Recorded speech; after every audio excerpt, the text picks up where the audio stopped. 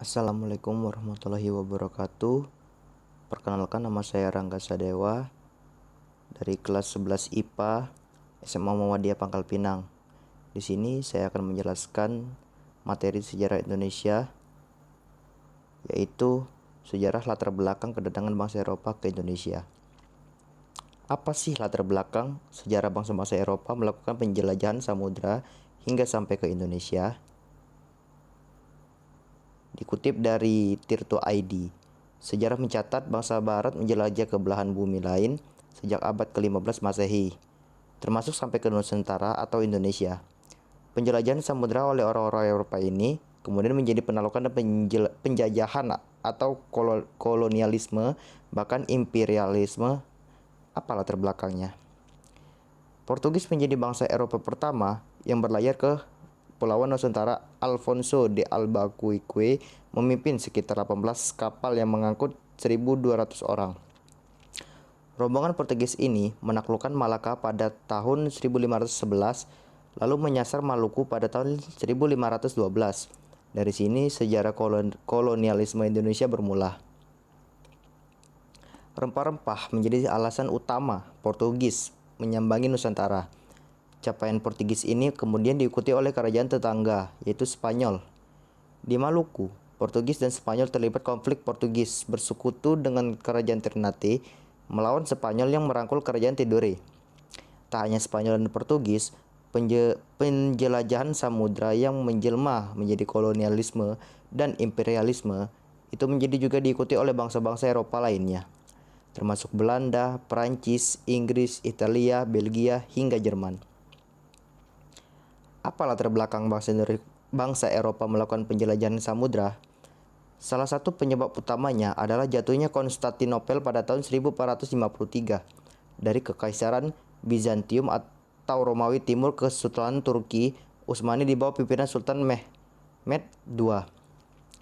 Penaklukan Konstantinopel atau sekarang Istanbul menjadi salah satu tonggak peristiwa penting yang mengubah sejarah peradaban manusia. Penjelajahan bangsa-bangsa Eropa. Bangsa Eropa sampai ke Nusantara. Putusnya jalur perdagangan Asia Eropa mendorong kerajaan-kerajaan di Eropa untuk mencari jalur perdagangan baru. Kali ini tak lewat darat yang sudah dikuasai Turki Utsmani tertutup, sedang mencari jalur lain lebih sulit dan berbahaya. Maka dicobalah menelusuri surga rempah-rempah lewat pelayaran. Laut menjadi jalan yang ditempuh bangsa Barat untuk menemukan rempah. Portugis dan Spanyol menjadi yang pertama melakukan penjelajahan. Mereka akhirnya berhasil mencapai kepulauan rempah-rempah di timur jauh alias Asia Tenggara. Pada tahun 1512, armada Portugis sampai ke Malaka. Portugis tiba di Kepulauan Nusantara dengan membawa serta 1.200 orang dan 17 atau 18 buah kapal. Ini merupakan awal mula kedatangan bangsa Eropa ke Indonesia. Spanyol juga datang ke Nusantara setelah Portugis. Belanda pun demikian. Bahkan, Belanda memiliki pengaruh yang jauh lebih dalam ketimbang dua bangsa Eropa sebelumnya karena penjajahan Eropa sebelumnya karena penjajahan yang terjadi kemudian dan langsung amat lama. Dinukil dari modul sejarah Indonesia kelas 11, peristiwa yang melatar belakangi kedatangan bangsa Eropa ke Indonesia antara lain sebagai berikut. Yang pertama, Perang Salib. Perang Salib merupakan perang yang melibatkan masyarakat dari Eropa melawan Turki, Seljuk dan orang Arab. Perang ini berlangsung selama 200 tahun dan terbagi menjadi 7 periode. Perang ini disebut Perang Salib oleh orang Kristen dan Perang Suci oleh kaum Muslim. Perang Salib disebabkan karena perebutan kota Yerusalem. Perang yang berlarut-larut ini membuat jalur perdagangan Asia Eropa menjadi terputus. Perang ini juga berdampak pada habisnya kekayaan bangsa Eropa karena dialokasikan untuk peperangan. Yang kedua, jatuhnya Konstantinopel. Pada tahun 1453, Khalifah Utsmaniyah yang berpusat di Turki berhasil menguasai Konstantinopel.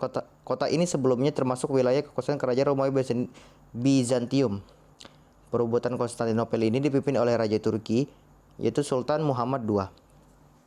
Konstantinopel sejak lama merupakan kota yang diperebutkan, bukan hanya karena sejarah kejayaannya, namun juga karena kota ini merupakan salah satu titik penting dalam jalur perdagangan darat yang menyambung Eropa dengan Asia.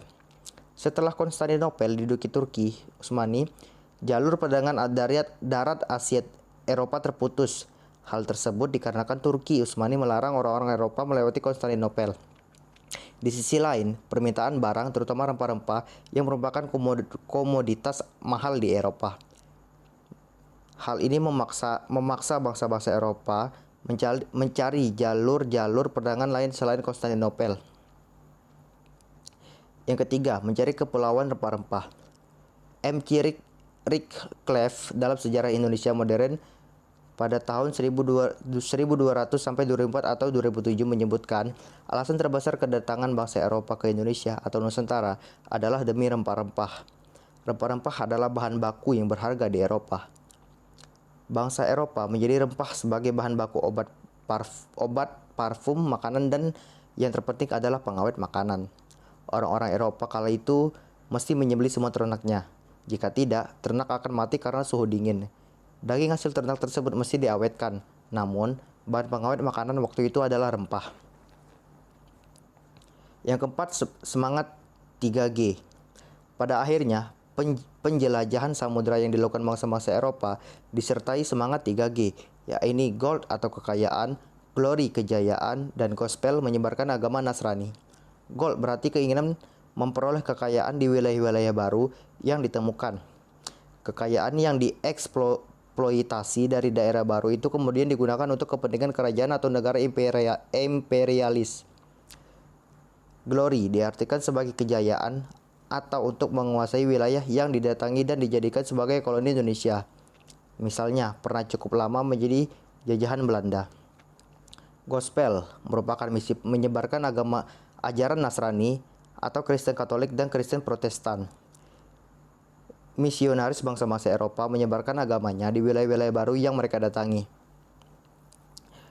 Terima kasih atas materi yang sudah saya jelaskan. Terima kasih atas perhatiannya. Saya ucapkan wassalamualaikum warahmatullahi wabarakatuh.